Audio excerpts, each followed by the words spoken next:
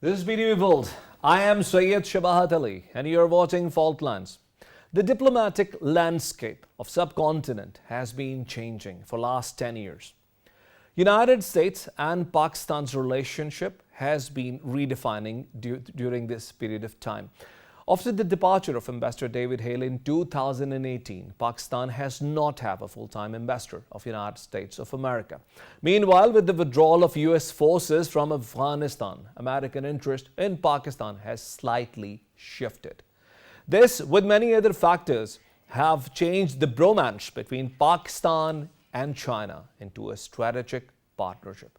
Prime Minister Imran Khan was in Beijing and has just returned back after inauguration of Beijing Winter Olympics. He also met President Xi Jinping and many other officials, for which both the countries have collectively given a joint statement. This has become a very important visit as many agreements have been signed and MOUs have been exchanged between the two sides. Our team has prepared a package. Watch the package before I bring my first guest to the program. Pakistan's decision to adorn Beijing Olympics 2022 highlights Pakistan's special relationship with China. Premier Imran Khan's effort to stand with China as Western powers scramble to boycott sports extravaganza were resounded by his arrival in Beijing, with a high-level delegation to attend the opening ceremony of Beijing Winter Olympics Games. Pakistan's prompt and clear stance of supporting Beijing Winter Olympics highlights the uniqueness of China-Pakistan relationship. According to Prime Minister Office, a number of MOUs and agreements would be concluded during the visit, and complementing efforts of Chinese government to expedite work on CPEC projects, government of Pakistan is devising innovative and efficient systems to inject efficiency in industrialization process under the special economic zones. Exhibiting the economic significance of the visit, Pakistan's Board of Investment and China's National Development and Reform Commission has signed the framework agreement on industrial cooperation that will facilitate relocation of industries as well as investment from China and other parts of the world to special economic zones in Pakistan. Pakistan's unwavering commitment to stand with China during hostile global political ambience is diplomatic cornerstone of country. As earlier, Pakistan's President Arif Alvi visited China in March 2020 after the COVID-19 outbreak, showing the world that China was a safe place and undertook spectacular initiatives to address the pandemic situation. In April 2019, Premier Imran Khan graced the Second Belt and Road Forum for International Cooperation, signaling pivotal significance of the signature Xi Jinping's ambitious project for prosperity and development of not only Pakistan but for entire region. As global and regional order has undergone drastic shifts in recent months, enhancing Pak-China coordination is crucial to promote regional security and stability.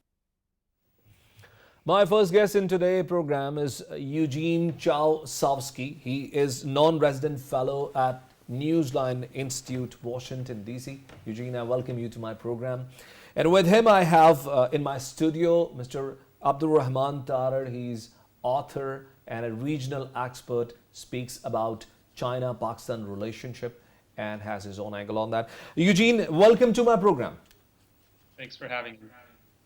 Eugene, we are talking about the larger picture, the bigger spectrum of America's relationship with China that has been changing over this period of time of last several years, particularly after 2010.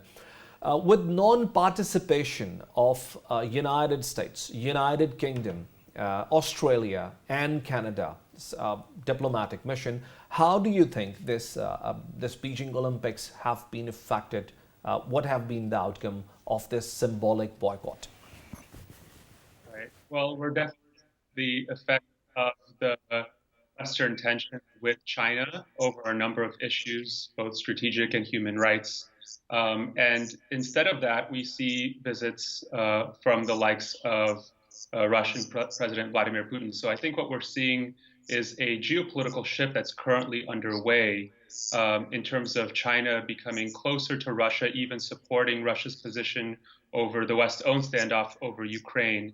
And as a result, I mean, I think China is really forging its own line and its own view of how the world order should be shaped moving forward.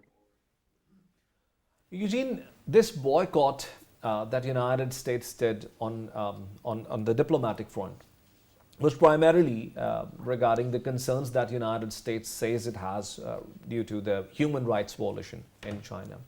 But the United States has been silent on human rights violations in many other parts of the world, starting from Palestine and Kashmir to Yemen to Syria. Why do you think there is a sense of selective justice with the notion of human rights? Well, there's really two issues at play here. I mean, one is, yes, the US is not always consistent on its follow through on support of human rights, but that also plays into the strategic level because the US is much more adamant about strategic adversaries like China, like Russia, in terms of its condemnation or criticisms of human rights, but perhaps can be less so with countries that are more aligned with the U.S. strategically, some Middle Eastern states, for example. So there is really, it's a geopolitical element that's underway. I think that the concern is legitimate in terms of human rights, especially under the Biden administration, but certainly for an adversary like China, it's going to be much louder on those issues. Eugene, let me include my other guest in the program here. Rahman Sahib, how do you think this notion of human rights violation have been misused by the West and in particular against China? This has become a major rhetoric that is being propagated through our media channels as well as through the diplomatic discourse that we hear of. What do you think of it, sir? It has never been like a consistent policy of the West when it comes to the human rights or democratic values anywhere in the country. They have been like in the past using these slogans whenever they found them fit to their own agenda. But in the present world where people are much more aware, it is a connected world and people now know these issues very well, it will be very difficult for the West to exploit this issue like they have been doing in the past.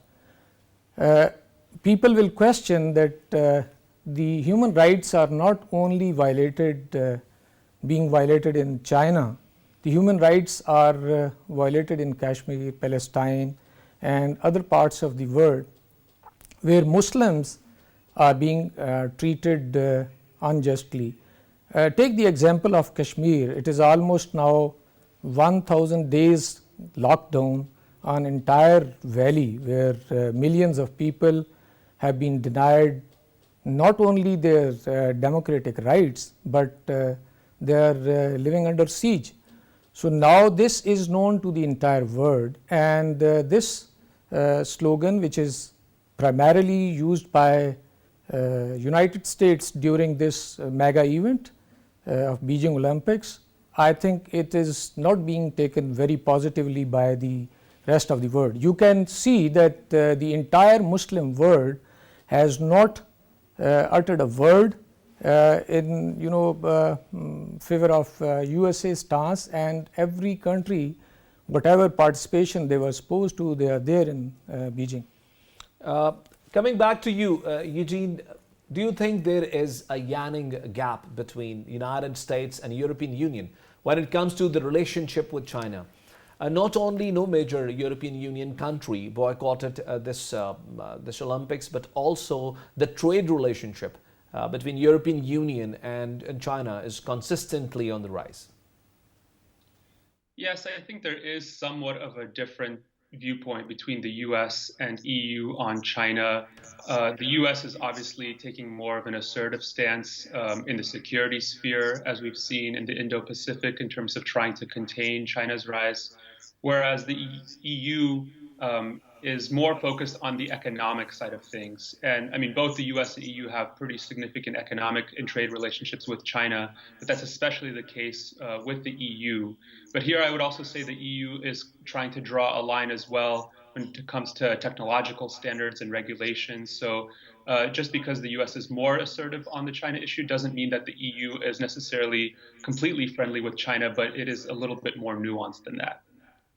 And Eugene, as we have seen in case of Ukraine, where the entire European Union, even within its ranks, doesn't stand intact, and Germany has a different point of view than the rest of them, are there two point of views or a difference of opinion within European Union when it comes to the relationship with China?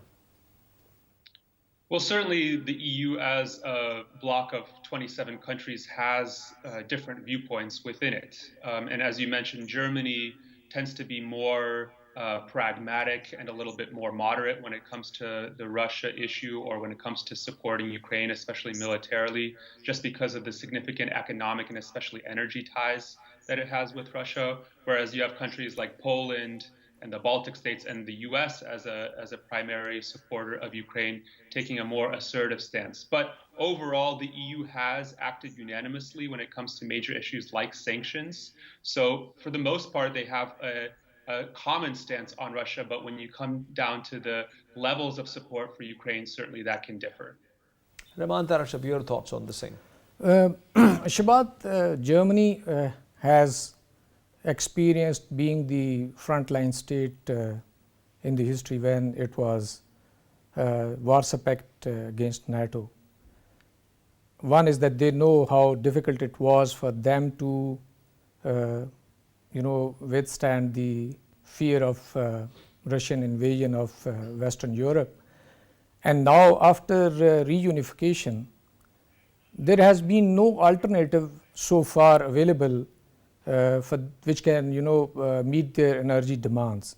So Germans, they know that if they don't get the energy from Russia, so their economy will be seriously hurt.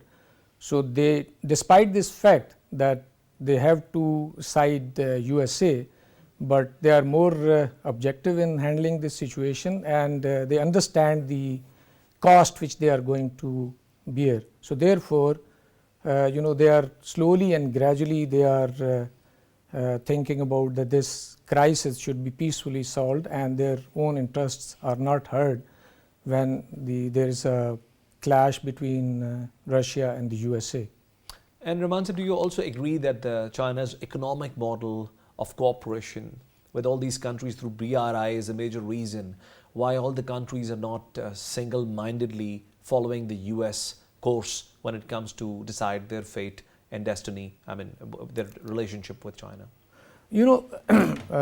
Shabbat, China's financial power and this manufacturing capacity is known to the EU countries, and now we see on mainstream media that the trains loaded with Chinese goods are now reaching as far as Paris and London.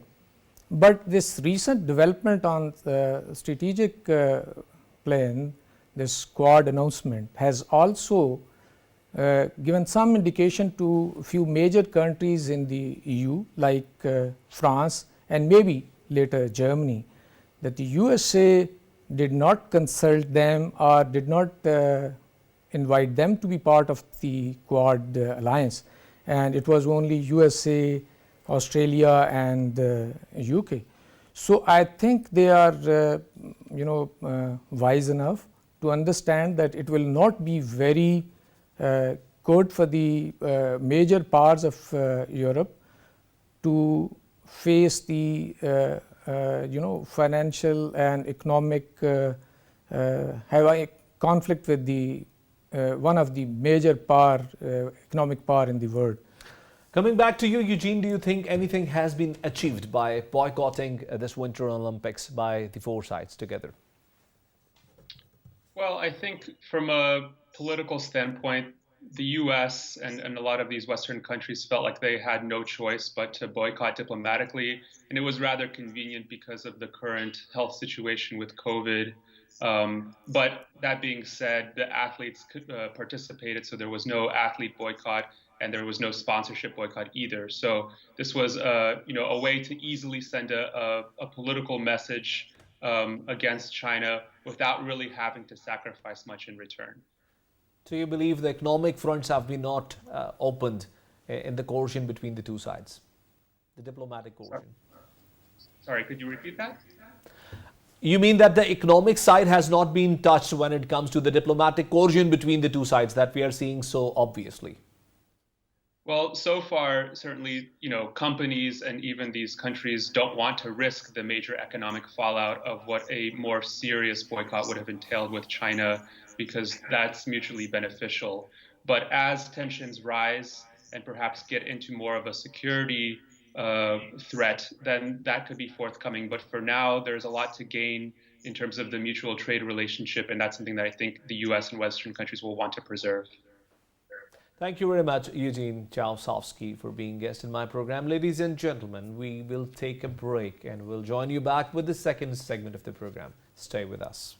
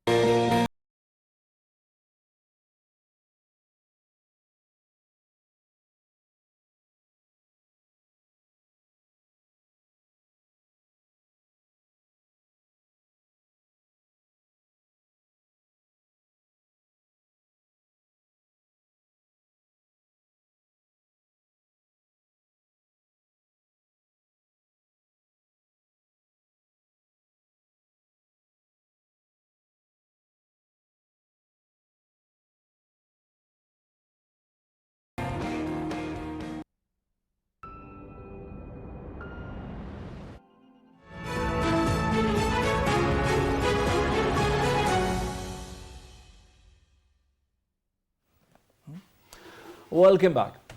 Ladies and gentlemen, the recent visit of Prime Minister of Pakistan was beginning of a new chapter. Many MOUs have been signed and it has been realized that the entire relationship between Pakistan and China has to overarchly enter into a new phase, a phase where both the countries may engage each other more efficiently.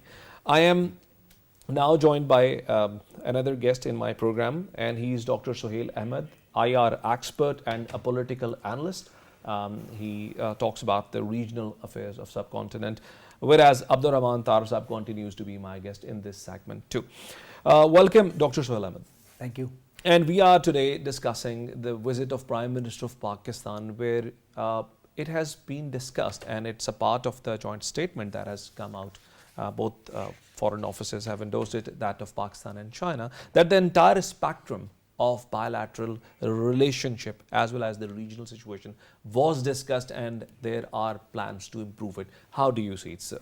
Well, I think that the visit of Prime Minister Imran Khan was very successful, keeping in view the progress made by both these countries in terms of initiating and expediting the second phase of CPEC.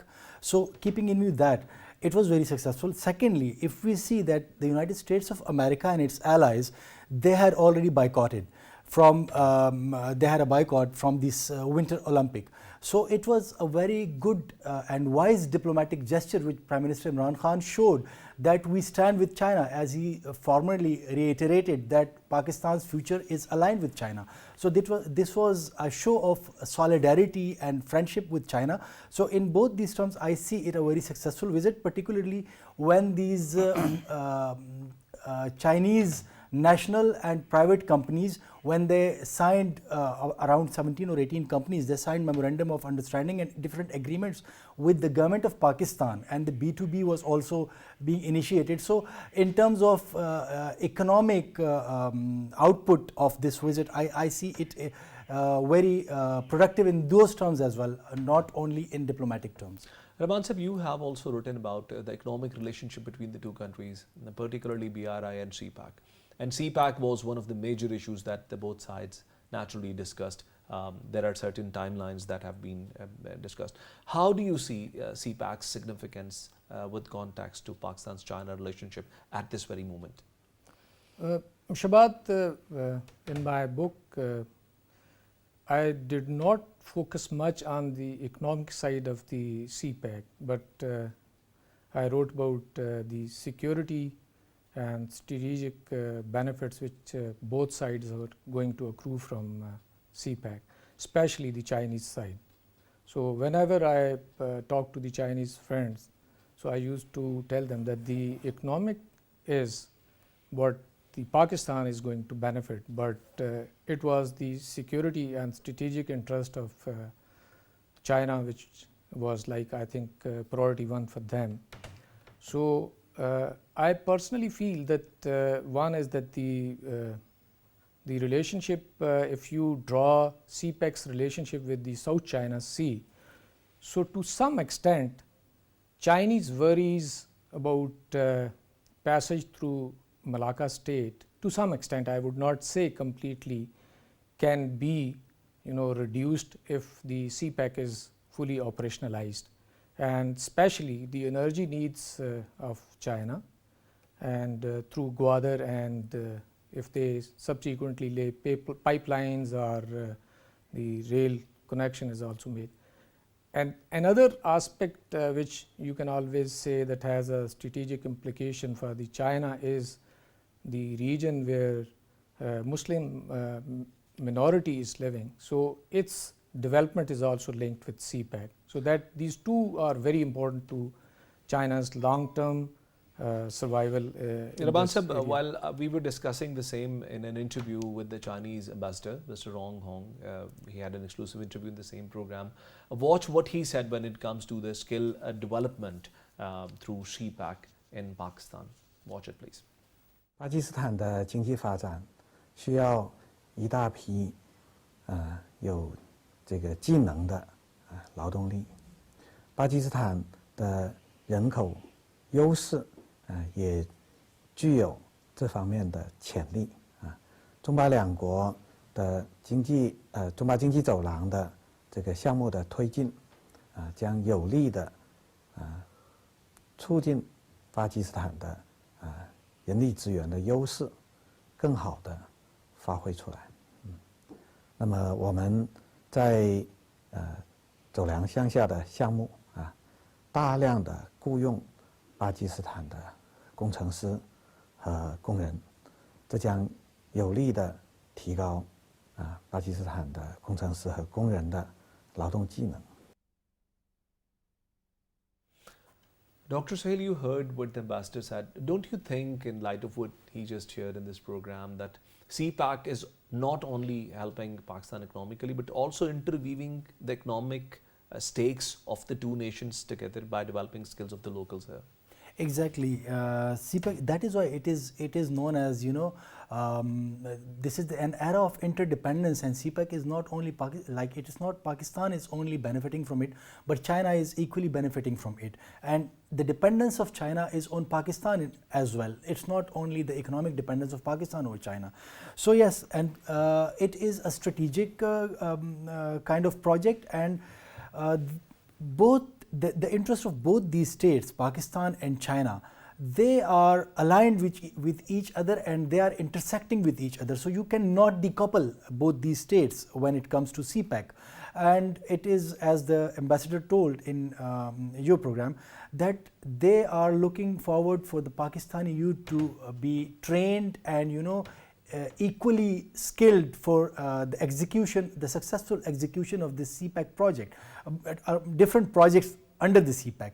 So yes, it is the need of the time that Pakistan should focus on the skill development of its youth, and the potential is there, human resources there, and I think both these countries are dependent on each other in this regard. Rahman Sahib, the people-to-people link between Pakistan and China is something of your immense interest. And while we asked the same question from the ambassador of China, Rong Hong, watch what he said before I take your comments on that. 这个两国人民与人民之间的交往是两国关系的基础那么我们非常高兴的看到，那么中巴两国人民在他们的心中深深的这个植根在他们的心中，是中巴两国的深厚的这个友谊。那么这还远远不够，我们还要进一步的加强中巴两国人民的更多的交往让他们更好的了解对方，更好的这个。Sir, your thoughts on it? Well, Sahbahat, after formal launching of CPEC, the relationship between these two countries have gone down to people's level. If you go to the farthest part of now Pakistan, you would find Chinese engineers, Chinese workers and businessmen present there, and they interact with people. But I have another point to discuss, and that is what we need to learn from Chinese is, and I think we lack the most, and that is nationalism, nation building, and people's trust in their leadership. If you meet Chinese, and you would be surprised that during even the toughest days of COVID, they did not have slight doubt that their leadership would not come out of these crises, and they would steer the nation out of a very serious epidemic which started from China. So I think we need to learn from Chinese what really nationalism is, and that we would learn when we would have contact at people's level, because the credibility is when you interact with the people and you yourself see and realize that how nationalism would benefit Pakistan in coming out of major crisis. Dr. Sahil Ahmed, while Prime Minister was in Beijing and while Prime Minister was having meetings with the President and Premier of China, there was a terrorist attack in Balochistan. Interior Minister held a press conference and said there were Indians involved in it, and the terrorist came from Afghanistan, gave a very tough time to security forces, caused damage. Do you see an interconnection between the two events? Yes, of course, there is an interconnection. It was a very loud and clear message by those who do not like CPEC. They might be regional players, they might be international players, global players.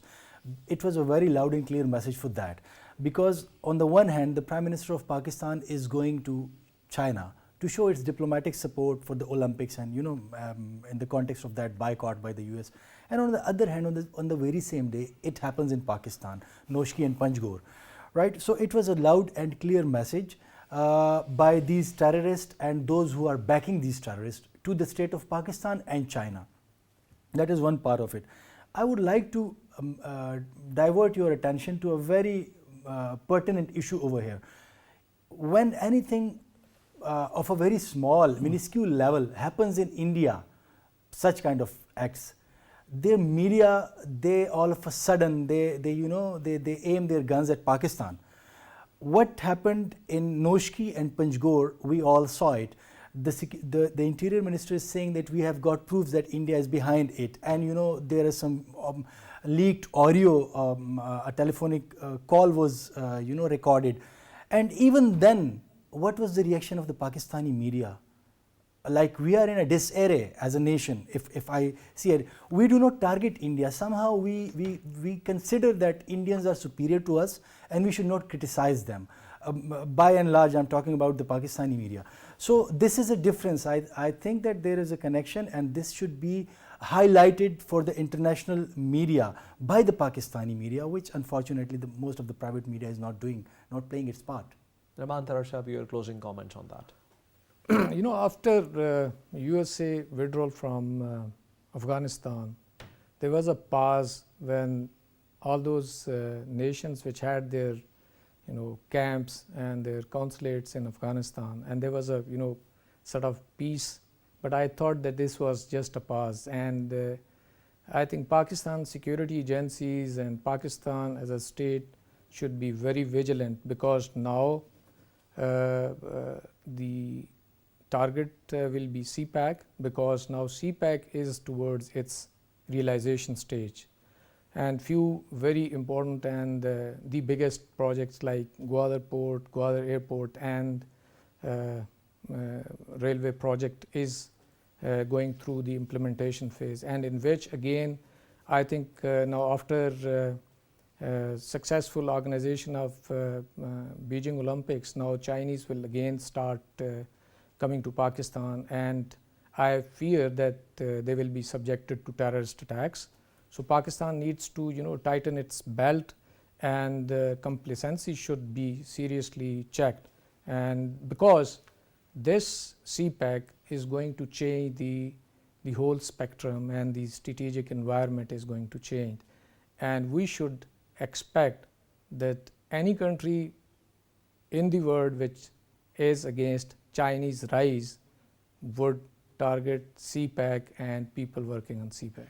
Thank you very much, Abdurrahman Tarar Shahab. Thank you very much, Dr. Sohail Ahmed, for being guest in my program. Ladies and gentlemen, we will take a break and we'll join back with the last segment of the program. Stay with us.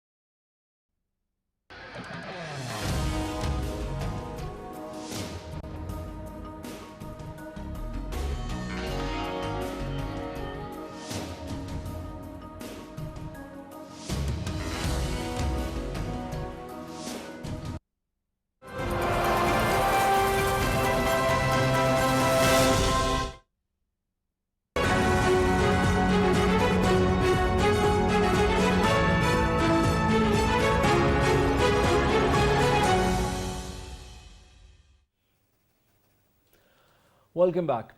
A very important part of Prime Minister's recent visit to China was the economic relationship between the two countries. Several MOUs were signed to boost trade and investment between the two countries. Pakistan gave a very unique and interesting proposal, and this proposal is of migration of Chinese industries to Pakistan's economic zones.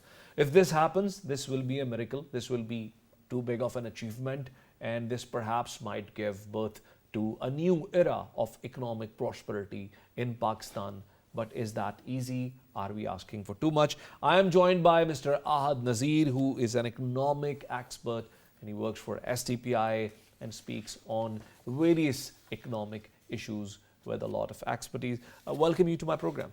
Thank you, sir. Thank you. So we are discussing, this is an economic relationship between Pakistan and China at this very moment. Help us to understand that with CPEC in process and with our trade in an acceptable size from both the sides, how is the economic outlook of the two countries, or our collective economic relationships outlook at the moment? So just to better understand what CPEC is, I usually think of it as an organization which has 4 major portfolios.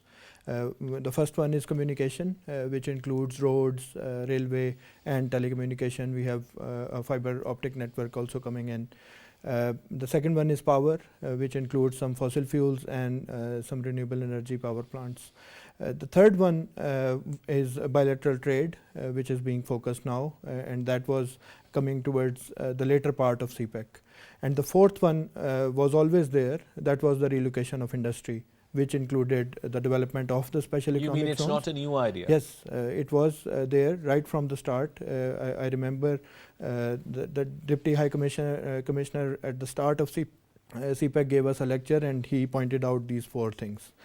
So why would China relocate some of its industries to Pakistan? The first reason is that when you have economic development, the labor cost increases. So the labor intensive industry will be shifting to Pakistan, and in the hindsight it will be good for Pakistan because unemployment still remains to be one of the major problems for us. Number 2, I think because we have a structural issue with the doing business in Pakistan. There is and some of the very senior scholars like Dr. Ishrat Hussain have pointed out in their publications that the Chinese have concerns with regards to red tapeism, they have concerns with regards to security and some other issues. So in order to address these concerns, they also helped us build these special economic zones. And now I think it's up to the up to the policymakers in Pakistan to help these special economic zones become part of the integrated value chain. Ahad, for the sake of convenience of those who are watching my program, will you explain this special economic zone? It sounds like a very familiar word to most of them, but will you explain this in a bit? Yes. So although most of the literature that is available on special economic zone came after the introduction of CPEC. But special economic zone is not a new concept in Pakistan. So any sort of an area that is dedicated to special manufacturing that has some special incentives in terms of tax and trade, and it is integrated with some component of the global value chain, can be termed as special economic zones. For instance, we already have special economic zones in the form of site area in Karachi. We have North Karachi area, industrial area. We have Kurangi industrial estate. These are all already in place. And one of the researches we did, we already had 81 special economic zones even before CPEC came along. But most of them have failed. Either the government has not been able to give the necessary facilities to those zones in order to become part of the global value chain, or the private sector was not able to deliver. We are yet to study that. So I think it was important before going towards the new special economic zones that we should have studied the models that were followed previously. And of course we need to do a sort of a root cause analysis. So why did they actually fail?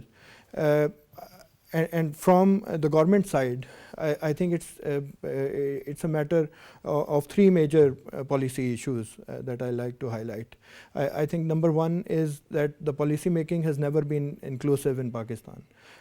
Usually the private sector was never part of the decision making right from the start. They came in the middle, and somehow things were never good in that regard.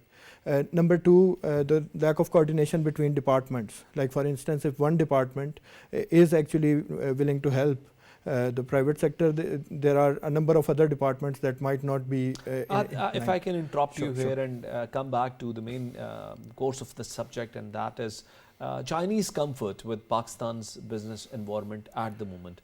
As you have studied this quite in details, at least I can see this from your conversation. Will you tell us that how comfortable would the Chinese investors be with the proposals extended by Board of Investment this time during the visit of Prime Minister? So I think this time the Board of Investment has gone very proactively. Previously, the Chinese had concerns with regards to the pace at which Pakistani government actually, the government machinery actually works.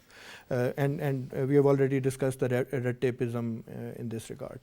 But I think we need to put our own house in order first, and then we can actually expect the Chinese to work. I've worked with the Chinese for around 4 or 5 years, and I know that this is probably the most frustrating thing for them, because we don't actually go at pace with their way of working. And when it comes to trade, I was seeing this joint statement as well, and the agenda that was set forth before the visit. There is a particular focus on trade. So how is the trade outlook? We understand we are importing a lot from China, but are we exporting anything to China? Yes, we are exporting, but again, the volume of exports is not that much big, particularly because of some of the reasons, which include that we haven't actually built our technology base and skill base based on, for instance, we are exporting a lot of dry fruit to China. If we can actually export processed dry fruit, I think that will give us better returns. And this is particularly something that we need to learn from China. I've been very lucky in this regard that because of CPEC, I've had 2 opportunities to visit China. And in one of the opportunities, I had a chance to visit Inner Mongolia. Their capital, Hohhot, is basically used to be a dairy hub. Most of the people involved there used to deal with dairy products. So they have actually converted that whole city into a dairy factory. And a similar model has been replicated in New Zealand as well. The Chinese are very interested to replicate the same model in Pakistan, but we haven't had much of people coming forward in this regard. And Ahad, how serious of a role will the trade play in taking our economic relationship forward from here? I think we need trade to play a very important role, because trade imbalance is created because of a lot of imports and not much of exports. I think one of the reasons, because China is a very huge manufacturer, can be some sort of re-exports based on the imports coming from China, so that we can cover that balance up in one way or the other. Thank you very much, Ahad Nazir, for being guest in my program. Ladies and gentlemen, as my last guest, Ahad Nazir, explained, end of the day, it's all about the economics. And the economics of the 2 countries have to go together, for which there are 2 major areas, as he explained. One is the trade from Pakistan side. I mean, the exports to China have to increase, and the government has to pay some more attention on it, as we could see from the papers, from the agenda of this tour of the Prime Minister. The second and more important part is the shifting of industries, or the relocation of Chinese industries to Pakistan. This will be a major breakthrough in the relationship.